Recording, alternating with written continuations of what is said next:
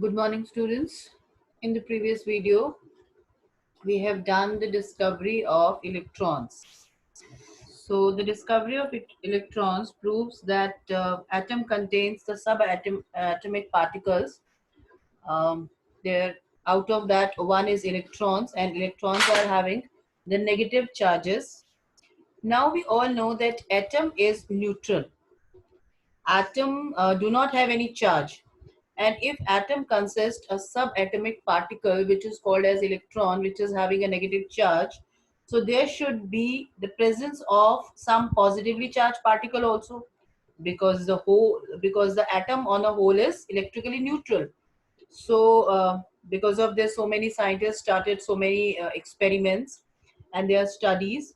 And finally, in 1836, Goldstein discovered that in addition to cathode rays, a new kind of rays are also present behind the cathode in electron, and that are called as the anode rays, or that are called as the canal rays, or that are also called as the positive rays. Why all these names have been given to these rays, that we will come to know now only. So what actually Goldstein has done the same experiment which J.J. Thomson has done for the discovery of electrons. That is the same tube he has taken, evacuated tube from which he has evacuated the air to maintain the pressure, to decrease the pressure, we can say. Two electrodes he has taken, and he has also passed a very high voltage current to the electrodes. But the only change he has done, there are some changes, some little small changes he has done. See, the setup is uh, exactly like that which was there in the discovery of electrons. So what changes he has done? He has taken perforated cathode this time. Perforated cathode means he has made the holes in between the cathodes, or you can say he has made some ways, some canals, some passages in between the cathode. Cathode के बीच में क्या कर दिया उसने? जगह जगह थोड़े थोड़े छोटे होल्स कर दिए. And one more thing he has done, that he has applied a fluorescent screen behind the cathode also, behind the cathode. In last experiment हमने जो fluorescent sheet लिया था वो किसके पीछे लिया था? एनोड के पीछे. अभी उसने क्या किया? कैथोड के पीछे एक फ्लोरोसेंट शीट लगा लिया. That was made of zinc sulphide, जैसा कि मैंने आपको इलेक्ट्रॉन्स में बताया था, इलेक्ट्रॉन्स की स्टडी में. तो वो उसने कैथोड के पीछे लगा दिया. ठीक है. And same experiment he has started, बिल्कुल सेम बाकी का उसी तरीके से करा उसने. एयर उसके अंदर फिल किया, एक गैस फिल किया, गैस का प्रेशर ही has decreased a lot. Discharge tube ली, एक साइड एनोड है, दूसरे साइड परफोरेटेड कैथोड है. behind the perforated cathode there is a fluorescent sheet which is made up of zinc sulfide. Both these electrode, that is cathode and anodes, are connected with a very high voltage generator through which he has passed a very high current, that was approximately 10,000 volt. And vacuum pump was also there, or you can say evacuated tube is also there, so that we can maintain the pressure. So all setup is same. So he has done the experiment with this, and what he has observed this time he has observed that some rays, not only from cathode but also from anode, move towards the cathode. Like in the experiments of electrons, what we have seen, that some rays move from cathode to anode, and we have given the name cathode rays to that. And because they were moving from cathode to anode, and cathode is having the negative charge, so that is why we have said that these rays also carry the negative particles, and we have given the name electrons to them. So this time he has observed that some positive rays, like we can say some rays from anode, move towards the cathode. Now because these rays originated from anode, that is why these rays are called as anode rays. And because they are going through the passages, or they are going through the canals of the cathode, that is why they are also called as canal rays. Like उन्हें ऐसा लग रहा था जैसे वो एक tunnel से, एक कैनाल से पास हो रही हैं, तो that is why these rays are also called as canal rays. And because these rays are moving from anode towards cathode, and anode is positively charged and cathode is negatively charged. So when these rays are moving from anode to cathode, it means they are carrying a positive charge. So that is why these are also named as anode rays. So तीन नाम इन rays के हो गए हमारे पास, that is anode rays, positive rays and canal rays. तो ये सारे नाम इनको दिए गए। And what he has seen, cathode से निकलकर कैसे पता चला कि वो कैथोड के, एक तो उनके अंदर लाइट भी था एंड वो लाइट यहाँ से नजर आ रही थी कि एक कलरफुल स्ट्रीम यहाँ से पास हो रही है from the anode towards the cathode. और कैथोड के पीछे जो हमने फ्लोरोसेंट शीट लगाई थी, जो नॉट हमने एक्चुअली, गोल्डस्टीन ने जो एक जिंक सल्फाइड की स्क्रीन लगाई थी, वहां पर उसको क्या नजर आया, वहां पर उसे रेडिएशंस नजर आए, वहां पर उसे स्पॉट्स नजर आए लाइट के, जिससे ये प्रूव हो गया कि yes from and not only from cathode but also from anode some streams or some radiations or some rays come out which move towards the cathode। ठीक है, तो इन रेज को हमने ये नाम दे दिया एनोड रेज को। तो एनोड रेज के कैरेक्टरिस्टिक्स को भी अब स्टडी किया गया, जैसे कि कैथोड रेज के स्ट्रक्चर्स को स्टडी किया गया था। तो what they found that these rays are similar to cathode rays, cathode rays के बिल्कुल जैसे ही है वो। These rays also travels in a straight line from anode to cathode, but इनका पैसेज क्या है, from anode to cathode.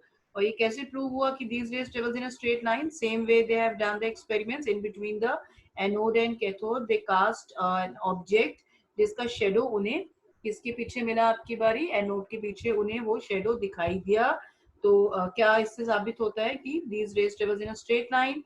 Then second property, that these rays also have the mechanical properties, means these ray can also rotate the wheel placed in their path, उन्होंने भी rotate किया। These rays also have the heating effect, same way aluminium foil को लगाया गया और देखा गया कि वो वार्म अप हो गया है, इट मींस की हीटिंग प्रॉपर्टीज भी हैं। Same way we have you know placed the magnetic and electrical fields, ऊपर नीचे इसके मैग्नेट और इलेक्ट्रिक फील्ड भी लगाया गया। और क्या देखा गया कि there is deflection, but this time the deflection is in opposite direction to that of cathode rays। Now these rays are attracted towards the negative plates because these are having the positive charge, so this time the deflection will be towards the negative terminal। negative terminal की तरफ इस बार जो है electric field का जो है हमें deflection देखने को मिला। सेम वे मैग्नेटिक फील्ड में भी नेगेटिव साइड पर हमें डिफ्लेक्शन देखने को मिला। ठीक है, अच्छा कुछ इसमें थोड़ा सा हमें चेंज दिखाई दिया। वो चेंज क्या था कि we have seen that the charge to mass ratio for the electrons was same in all the gases and in all the metals। like उन्होंने क्या किया था कि इवैक्यूएटेड ट्यूब के अंदर अलग अलग गैसेस को लिया था, और जब अलग अलग गैसेस को लिया तो भी उन्हें मास और जो रेशो मिला था वो सेम मिला था। But this time the mass ratio was changing, जो गैस अलग अलग उन्होंने जब ली तो मास रेशो उन्हें अलग अलग गैसेस में अलग अलग मिला। And the second thing is the charge to mass ratio for these gases very smaller, considerably smaller than electrons। ठीक है, और जैसे जैसे हम गैस चेंज कर रहे थे, unlike cathode rays, as I told you that EM ratio of positive charge depends upon the nature of the gas, कि अलग अलग गैसेस के ऊपर ये डिपेंड कर रहा था, अलग अलग गैसेस के में ये अलग अलग हमें देखने को मिल रहा था। तो बहुत सारी गैसेस में स्टडी किया गया इसको, और फाइनली क्या देखा गया कि जो हमारा हाइड्रोजन के केस में जो हमारा चार्ज मास रेशियो आ रहा था that was maximum. The charge mass ratio hydrogen के केस में जो आ रहा था दैट वाज मैक्सिमम रेशियो, और कितना था वो, that was 9.58 into 10 to the power 7 coulombs per kg। Students अगर आपको याद हो, मैंने आपको जो इलेक्ट्रॉन्स का मास रेशियो बताया था वो कितना था, 1.75 into 10 to the power 11 coulombs per kg, और ये कितना है 9.58 into 10 to the power 7 coulombs per kg। तो आप देख सकते हो कि कितना ज्यादा डिफरेंस है। और ये किस गैस का है, हाइड्रोजन गैस का। एज आई टोल्ड यू कि यहाँ पर इलेक्ट्रॉन मास रेशियो अलग अलग गैसेस में अलग अलग आ रहा था। तो the ratio which I am telling you right now that is in case of hydrogen. तो हाइड्रोजन गैस जब फिल की गई थी तो उस वक्त जो मास रेशियो निकाला गया, जो देखा गया, वो कितना था 9.58 into 10 to the power 7 kilograms per kg। तो अब इसके बेस पर हमने जो इसका जो ये रेस थी, इनका चार्ज भी निकाला और इनका मास भी निकाला। तो the value was found to be 9.58, तो मास रेशियो था ये हमारा। तो चार्ज जब इससे कैलकुलेट किया गया तो वो कितना आया 1.6022 into 10 to the power minus 19 coulombs।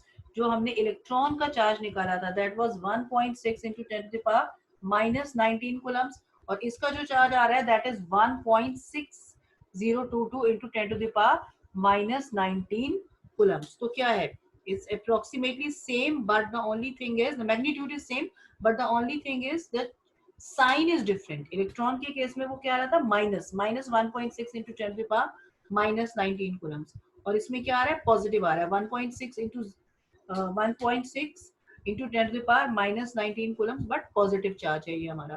तो magnitude is same but the signs are different, ठीक है। लेकिन क्या है हमारा, हम क्या बोल रहे हैं कि चार्ज जो है वो दोनों का सेम है, इलेक्ट्रॉन का और प्रोटॉन का। प्रोटॉन अभी हमने इसको नाम नहीं दिया, अभी तो हम इसे पॉजिटिव रे ही बोलेंगे। पॉजिटिव रे के अंदर जो पार्टिकल है और जो हम इलेक्ट्रॉन को स्टडी कर चुके हैं, इन दोनों का जो चार्ज है वो उसका magnitude is same but the signs are different.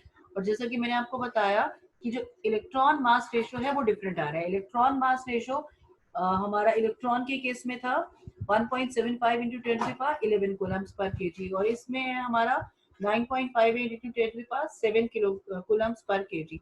तो इट मीन्स जो मास है वो अलग आने वाला है ना। इलेक्ट्रॉन मास रेशो डिफरेंट है और चार्ज सेम है, तो it means mass is different because mass is equal to charge upon mass ratio. Clear. तो इसका जो मास निकाला गया वो कितना आया हमारे पास, 1.67 इंटू 10 kg। क्लियर। तो ये अब हमारे पास इसकी भी इलेक्ट्रॉन की तरह हमारे पास ये निकल कर आ गया। The charge is 1.6 into 10 to the power -19 coulombs and mass is 1.67 into 10 to the power -24 kilograms। And ये किसका है, ये in case of hydrogen gas है। Smallest and the lightest positive ion हमने लिया है यहाँ पर। क्लियर। तो ये जो हमने मास निकाला है ये इलेक्ट्रॉन के मास का 1837 टाइम्स है, मतलब उतना ज्यादा है इससे। मतलब क्या हुआ कि इलेक्ट्रॉन्स एंड प्रोटॉन्स के ऊपर चार्जेस तो सेम है बट जो उनका मास है दैट इज एब्सोल्युटली डिफरेंट। तो अब क्या बोला गया कि इट मींस कि इन रेस के अंदर कुछ एक पॉजिटिव चार्ज पार्टिकल है ना। The mass is practically equal to that of hydrogen atom and is regarded as 1 unit mass. इसको क्या माना गया कि हाइड्रोजन के केस में क्योंकि there is 1 electron and 1 proton, तो जो हाइड्रोजन का मास आया पॉजिटिव चार्ज का वो हमारा 1 यूनिट मास का 1 पॉजिटिव यूनिट मास मान लिया गया। तो the lightest positively charged particle was named as proton. इसको नाम क्या दिया गया, proton, and is also regarded as a fundamental particle. तो प्रोटॉन अब हमारा क्या हो गया, proton is the another sub atomic particle which carries 1 unit positive charge and has a mass equal to that of an atom of hydrogen। तो proton क्या है हमारा, जो एक पॉजिटिव चार्ज है जिसका जो मास है वो हाइड्रोजन के एटम के मास के बराबर है। तो इस तरीके से हमारे पास इलेक्ट्रॉन्स एंड प्रोटॉन्स दोनों की डिस्कवरी हो गई। न्यूट्रॉन को बहुत बाद में स्टडी किया गया था, उसके लिए बहुत सारी चीजें बाद में निकल कर आई कि क्यों अभी तक तो हमारे साइंटिस्ट दोनों बहुत खुश हो गए कि ठीक है, जितना इलेक्ट्रॉन था, जितना नेगेटिव चार्ज डिस्कवर हुआ था उतना ही पॉजिटिव चार्ज भी होता है, इसीलिए एटम न्यूट्रल है, किसी और की तो जरूरत है नहीं। तो ठीक है, अब ये दो चीजें हैं। तो ऐसे फटाफट हमारे एक साइंटिस्ट थे थॉमसन, वो तो उन्होंने सोचा भाई चलो ऐसा है, फटाफट मैं तो अपना मॉडल ही दे देता हूँ एटम का। तो उन्होंने क्या किया, उन्होंने एटम का पूरा मॉडल दे दिया। So what he has said, क्या बोला उन्होंने, इस मॉडल के बहुत सारे नेम्स हैं स्टूडेंट्स, जब आप पढ़ेंगे तो आपको कहीं पर रेजिन पुडिंग मॉडल मिलेगा इसका नाम, कहीं पर प्लम पुडिंग मिलेगा, कहीं पर वाटरमेलन मॉडल मिलेगा। So why these names has been given to this model, because what Thomson has said, Thomson has said that atom is like a watermelon. Watermelon की तरह है, जैसे वाटरमेलन का जो रेड रेड पोर्शन है that is a positive charge.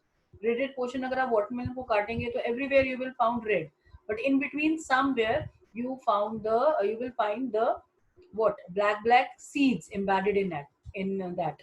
आपको उसके अंदर कहीं कहीं पर black seeds नजर आएंगे। तो उसने बोला वो जो black seeds हैं that is the electrons, that is a negative charge, और बाकी का जो पूरा पोर्शन है red, that is a positive charge। तो according to Thomson atom is the positive sphere, actually वो पूरा का पूरा पॉजिटिव स्फीयर ही है, उसके अंदर इलेक्ट्रॉन्स कहीं कहीं पर है।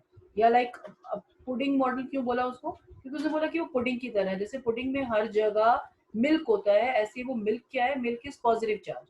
पुडिंग मिल्क के बगैर तो पॉसिबल नहीं है ना, उसी तरीके से पॉजिटिव चार्ज के बगैर atom is not possible. Atom is actually the positive sphere, it is actually the milk sphere, जिसके अंदर कहीं कहीं पर रेजिन्स, कहीं कहीं पर किशमिश जैसे अपने खीर के अंदर डाले होते हैं, ऐसे इलेक्ट्रॉन्स जो है वो कहीं कहीं पर ब्लैक नजर आ रहे हैं। तो ऐसा उसने बोला। बट ये जो मॉडल था उसको लगा कि हाँ ये जो है इलेक्ट्रॉन की न्यूट्रलिटी को एक्सप्लेन कर रहा है, बिकॉज जितना पॉजिटिव चार्ज है उतना नेगेटिव चार्ज है, तो इलेक्ट्रॉन न्यूट्रल है। बट ये जो है बहुत ही जल्दी डिस्कार्ड हो गया उसका, ये मॉडल जो है उसको बहुत ज्यादा टाइम तक लोगों ने, हमारे साइंटिस्ट ने उसको अप्रूव नहीं किया। क्यों नहीं किया, क्या उसके ड्रॉबैक्स रहे? वन फर्स्ट जो उसका ड्रॉबैक था वो क्या था कि he could not explain the alpha scattering experiment. उसी के टाइम पे ही रदरफोर्ड एक साइंटिस्ट थे, को वर्कर ही थे उसके एक तरीके से, एंड उन्होंने अल्फा स्कैटरिंग एक्सपेरिमेंट किया था, which is very important experiment and very famous experiment. तो उसको वो एक्सप्लेन नहीं कर पाया था।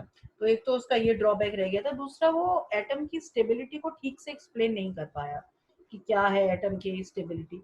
तो बहुत ही उसका जो मॉडल था उसको बहुत ज्यादा अप्रूवल लोगों ने नहीं दिया, क्योंकि वो मास को भी ठीक से एक्सप्लेन नहीं कर पाया, because mass of atom is not equal to the mass of proton plus mass of electrons. अगर प्रोटॉन्स और इलेक्ट्रॉन दोनों का भी मास मिला दिया जाए तो भी मास ऑफ एटम नहीं आ रहा था। तो जो बाकी का मास है वो किसका है, फिर उससे भी ज्यादा था मास एटम का।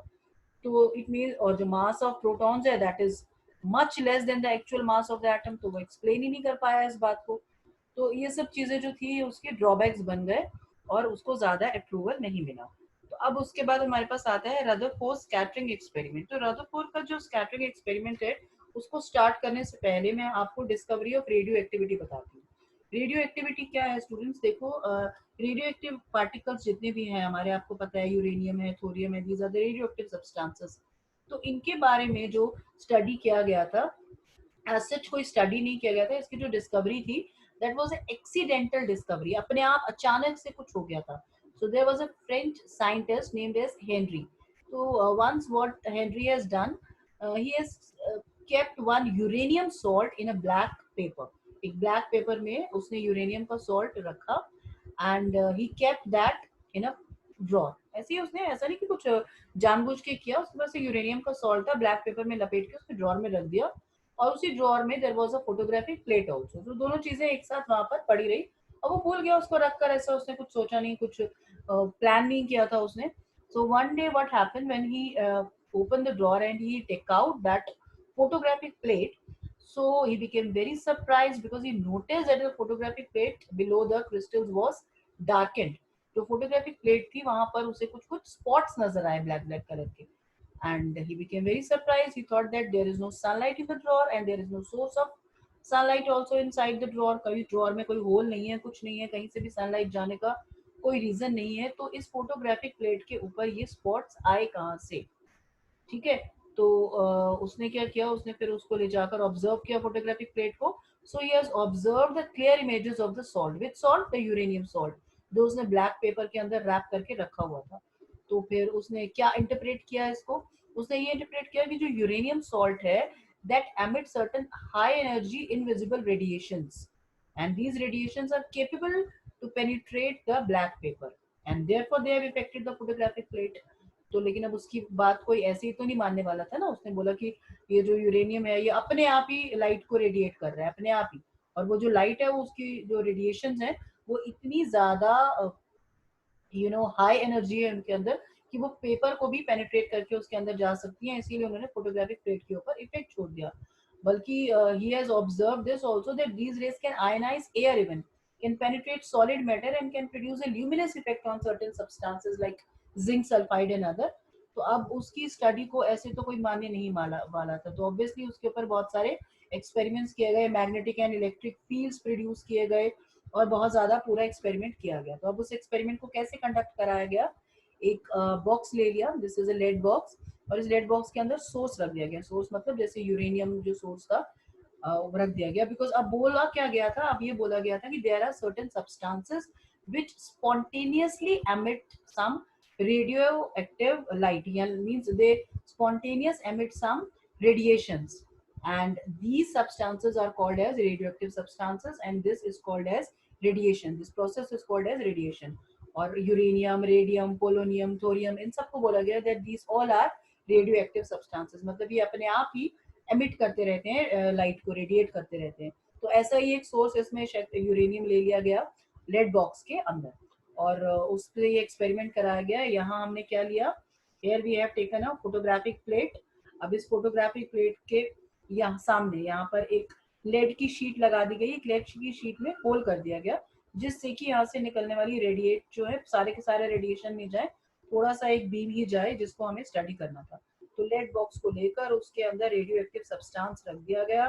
उसके सामने लेड की एक शीट लगा दी गई, लेड शीट के अंदर एक होल कर दिया गया और दूसरी साइड हमने एक फोटोग्राफिक प्लेट को ले लिया, बिकॉज इस फोटोग्राफिक प्लेट की बेस पर ही स्टडी होने वाला था। तो क्या देखा गया कि इसमें से कुछ रेज जो निकली वो हमारी पॉजिटिव साइड पर डेविएट हो गई, कुछ रेज हमारी निकली जो हमारी कुछ रेज जो हमारी नेगेटिव साइड पर डेविएशन शो करा, कुछ ने पॉजिटिव साइड पर डेविएशन शो करा, एंड सम रेज वो स्ट्रेट सीधी चली गई, उन्होंने कोई डेविएशन शो नहीं करा, नीदर पॉजिटिव नॉर नेगेटिव। तो क्या इससे कंक्लूजन निकाला गया? इससे कंक्लूजन निकाला गया कि ये जो हमारी रेज हैं जो हमारी डिफ्लेक्ट हुई हैं टुवर्ड्स द नेगेटिव इलेक्ट्रोड की तरफ जिनका डिफ्लेक्शन हुआ है, इनको नाम दिया गया alpha particle. What name we have given? Alpha particle or alpha rays. So these rays were found to consist of positively charged particle. बोला गया कि इनके अंदर positively charged helium particle है और इन particle का जो mass है that is 4 AMU. 4 AMU के बराबर इनका mass है and they contain 2 unit of helium particle. 2 unit positive charge इनके पास होता है और because they are having the positive charge, so that is why they deviate towards the negative terminal. फिर दूसरी तरह की साइड की रेज जो है उनको बोला गया बीटा रेज। बीटा रेज किसको बोला गया? Those were deflecting towards the positive electrode, इनको बोला गया कि ये बीटा रेज हैं and these are negatively charged particle, because negatively charged है इसीलिए पॉजिटिव चार्ज की तरफ डेविएशन शो कर रहे हैं। ठीक है, और इनका जो ईएम वैल्यू है, जो इनका ईएम मास रेशियो है, वो हमारा कैथोड रेज के बराबर है, इसीलिए इन रेज को कंसीडर किया गया कि these are the rays by the streams of electron. और ये जो है बीच की रेज जो स्ट्रेट चली गई, जिन्होंने ना तो पॉजिटिव ना ही नेगेटिव किसी भी टर्मिनल की तरफ कोई डेविएशन शो नहीं करा, इनको गामा रेज बोला गया। और बोला गया कि the rays which are not deflected at all, these are neutral rays and these rays are called as gamma rays, and these rays are regarded as very high energy electromagnetic radiation. तो इनके ऊपर कोई charge नहीं है और इनका जो mass है दैट इज आल्सो नेग्लिजिबल। तो तीन तरीके की रेज को उसने बताया की होती हैं, alpha rays, beta rays and gamma raise.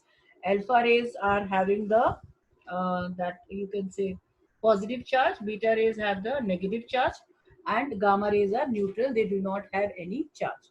तो ऐसा उसने स्टडी किया। अब इसी के बेस पर रदरफोर्ड जो हमारे साइंटिस्ट थे उन्होंने अपना अल्फा स्कैटरिंग एक्सपेरिमेंट किया। Rutherford was a very rich scientist, वो वैसे भी अल्फा पार्टिकल को स्टडी कर रहे थे और ये जो एक्सपेरिमेंट उन्होंने किया है अल्फा पार्टिकल का, रदरफोर्ड स्कैटरिंग एक्सपेरिमेंट के नाम से जो फेमस है, काफी एक्सपेंसिव एक्सपेरिमेंट था उस टाइम का और वो वही कर सकते थे because he was a very rich scientist. तो ठीक है, उसने क्या किया आप देखते हैं उसको। ये जैसे कि मैंने आपको बताया कि क्या अल्फा रेज जो है they consist high energy particles, they have the positive charge कितना +2 positive charge and atomic mass is 4। And another thing is beta particles के ऊपर नेगेटिव चार्ज है एंड इनका जो नेचर है that is similar to electrons.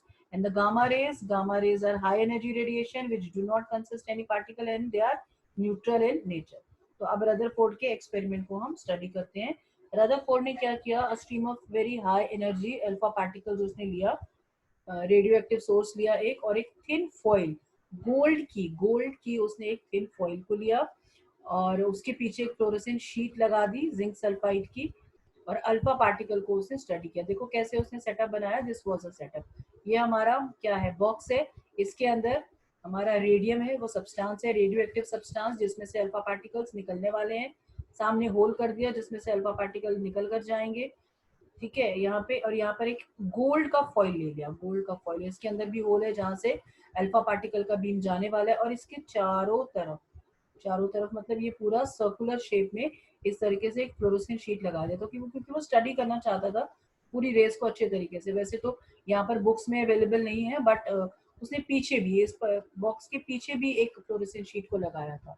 ठीक है, तो ये पूरा का पूरा उसने यहाँ पर स्टडी कर लिया देखने के लिए कि अल्फा पार्टिकल कहाँ कहाँ जाते हैं, क्या स्ट्रेट जाते हैं या सिर्फ बैकवर्ड भी आते हैं, साइड में भी जाते हैं, हर जगह देखना चाहता था। That is why he has adjusted the fluorescent screen like this and behind also. तो पूरा उसने स्क्रीन का ऐसे सेटअप कर लिया।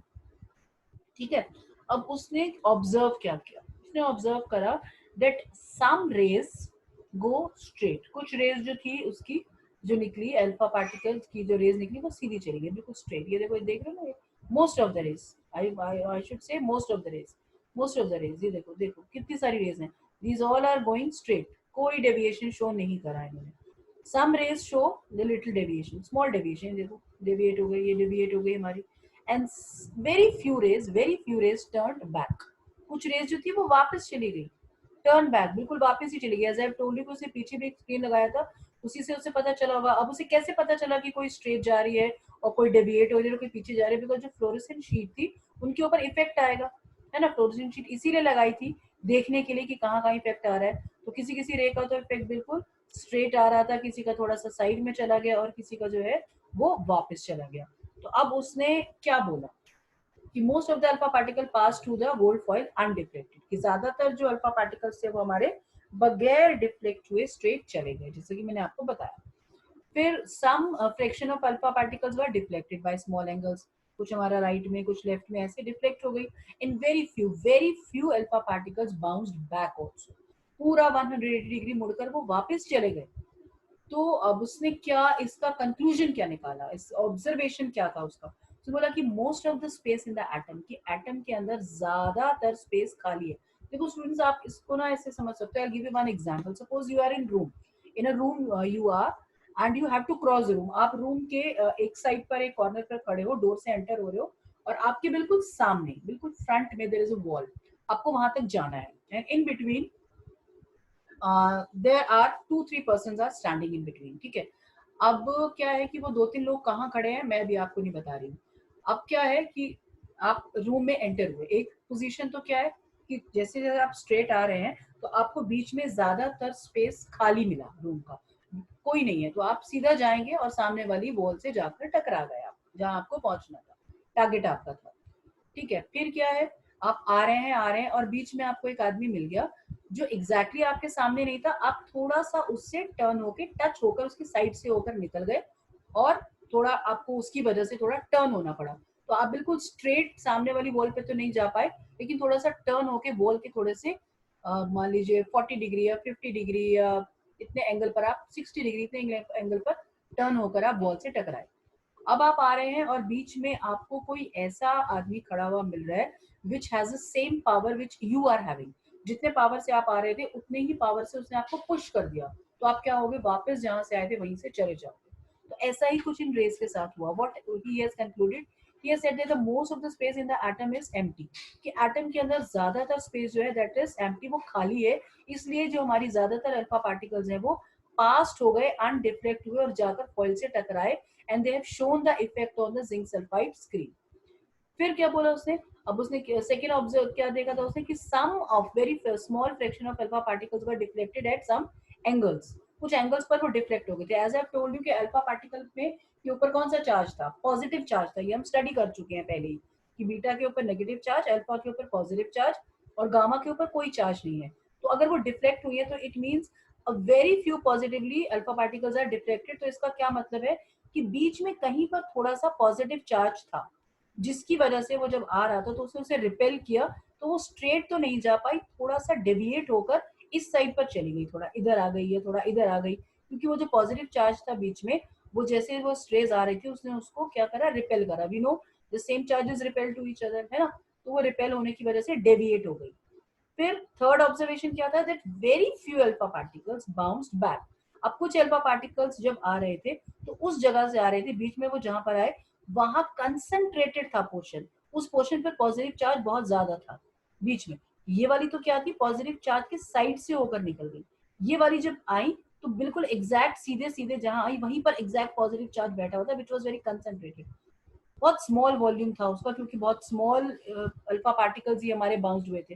तो उन पॉजिटिव चार्ज ने इन पॉजिटिव चार्ज को क्या किया, रिपेल कर दिया। रिपेल करने से ये वापस चली गई, पूरा बैक 180 डिग्री टर्न होकर चली गई, ठीक है। तो अब इसके बेस पर उसने जो अपने कंक्लूजन्स दिए, वो कंक्लूजन्स क्या थे कि the positive charge and most of the mass of the atom was densely concentrated in extremely small region, कि एटम में बहुत छोटा सा बीच में एक रीजन ऐसा है जहां पर पॉजिटिव चार्ज बहुत ज्यादा डेंस है, जहां पर पॉजिटिव चार्ज की कंसेंट्रेशन बहुत ज्यादा डेंस है। और उस रीजन से जब अल्फा पार्टिकल्स आए, उस रीजन से जब उन्होंने जाने की कोशिश की, तो उस पॉजिटिव चार्ज ने उन्हें रिपेल कर दिया और वो वापस चली गई। लेकिन वो रीजन बहुत कम है, बहुत छोटा है और कहीं बिल्कुल सेंटर में है बीच में, क्योंकि बिल्कुल सेंटर की जो रेस थी वही हमारी बाउंस हुई थी। तो उस पोर्शन को उसने नाम दिया न्यूक्लियस, और उसने बोला कि इस न्यूक्लियस के अंदर हमारा क्या है, सारा पॉजिटिव चार्ज है। Nucleus was surrounded by electrons moving in a very high speed in a circular path called orbitals.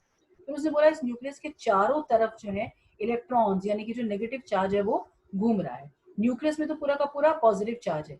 Atom क्या है, एटम इज अ होलोस्फेयर जहां पर बहुत ज्यादा खाली जगह है, बीच में थोड़ी सी जगह में छोटा सा एक न्यूक्लियस है, ठीक है, और उसमें पॉजिटिव चार्ज है सारा, जिसकी वजह से हमारी जो रेज है वो डिफ्लेक्ट हो गई, वापस सॉरी डिफ्लेक्ट नहीं, बाउंस हो गई, पीछे आ गई, मुड़कर आ गई, ठीक है। उस पोर्शन को उसने न्यूक्लियस नाम दिया। उसके चारों तरफ इलेक्ट्रॉन्स हैं जो सर्कुलर पाथ में घूम रहे हैं, ऑर्बिटल की तरह, ऑर्बिट्स की तरह घूम रहे हैं, जैसे सन के चारों तरफ प्लैनेट्स घूमते हैं डिफरेंट डिफरेंट ऑर्बिटल्स में, ऐसे ही हमारे इलेक्ट्रॉन्स जो हैं वो न्यूक्लियस के चारों तरफ घूम रहे हैं, ठीक है। Electrons and the nucleus are held together by electrostatic forces of attraction, because nucleus is having the positive charge and electrons are having the negative charge। तो पॉजिटिव और नेगेटिव चार्ज जब एक दूसरे को अट्रैक्ट करेंगे तो कौन सा फोर्स डेवलप होगा, इलेक्ट्रोस्टैटिक फोर्स ऑफ अट्रैक्शन। तो उसकी वजह से ये दोनों एक दूसरे से बंधे हुए हैं।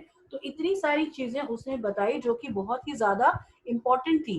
तो I am repeating that entire mass and the positive charge is concentrated in the nucleus. The positive charge of the nucleus is due to the protons. Nucleus का पॉजिटिव चार्ज है वो किसकी वजह से, प्रोटॉन्स की वजह से, यानी न्यूक्लियस में प्रोटॉन्स हैं, लेकिन जो मैग्नीट्यूड है पॉजिटिव चार्ज का वो डिफरेंट एलिमेंट्स में डिफरेंट डिफरेंट है। हर एक में पॉजिटिव चार्ज का जो ये मैग्नीट्यूड है वो सेम नहीं है। इसी वजह से हमने देखा था कि अलग अलग गैसेस जब हम ले रहे थे तो प्रोटॉन्स का मास, प्रोटॉन जो है अलग अलग इलेक्ट्रॉन मास रेशो दे रहा था, है ना, सॉरी इलेक्ट्रॉन मास रेशो नहीं, मास रेशो दे रहा था। इलेक्ट्रॉन्स तो सेम रेशो दे रहे थे सब में। जब हमने एक्सपेरिमेंट किया था वो वाला इवैक्यूएटेड ट्यूब वाला, तो मास रेशियो इलेक्ट्रॉन्स का सब सारी गैसेस में सेम आया था, लेकिन प्रोटॉन्स का सेम नहीं आया था। वो इसीलिए सेम नहीं आया था बिकॉज जो पॉजिटिव चार्ज है वो अलग अलग एलिमेंट्स में अलग अलग मैग्नीट्यूड शो करता है। The mass of nucleus is due to the protons but due to the protons but not exactly equal to the protons. क्योंकि क्या देखा उसने कि जो न्यूक्लियस का मास है वो प्रोटॉन्स के मास से ज्यादा है। तो उसने क्या बोला कि it means there are some other particles also which are definitely neutral, उनके ऊपर कोई चार्ज नहीं है, क्योंकि इलेक्ट्रॉन्स और प्रोटॉन्स का तो चार्ज तो बराबर है और एटम के ऊपर कोई चार्ज होता नहीं है। तो इट मीन्स ये जो थर्ड पार्टिकल है इसके ऊपर कोई चार्ज नहीं होगा, क्योंकि अगर इसके ऊपर कोई चार्ज होता तो एटम के ऊपर भी चार्ज आता। तो इट मीन्स उसके ऊपर चार्ज तो नहीं है बट डेफिनेटली उसके पास कुछ मास जरूर है, और वो मास जो है और प्रोटॉन्स का मास जो है वो मिलाकर न्यूक्लियस का मास है। फिर nucleus is surrounded by negatively charge electron जो कि बैलेंस कर रहे हैं पॉजिटिव चार्ज को न्यूक्लियस के अंदर, और इलेक्ट्रोस्टैटिक फोर्स की वजह से वो लोग एक दूसरे से बंधे हुए हैं, ठीक है। अच्छा, फिर उसने क्या बोला कि इलेक्ट्रॉन्स एंड प्रोटॉन्स, जैसे टोल्ड यू, हाँ, कि दोनों हमारे बंधे हुए हैं ही। साइज जो है न्यूक्लियस का वो बहुत स्मॉल है, बहुत छोटा है as compare to the size of atom.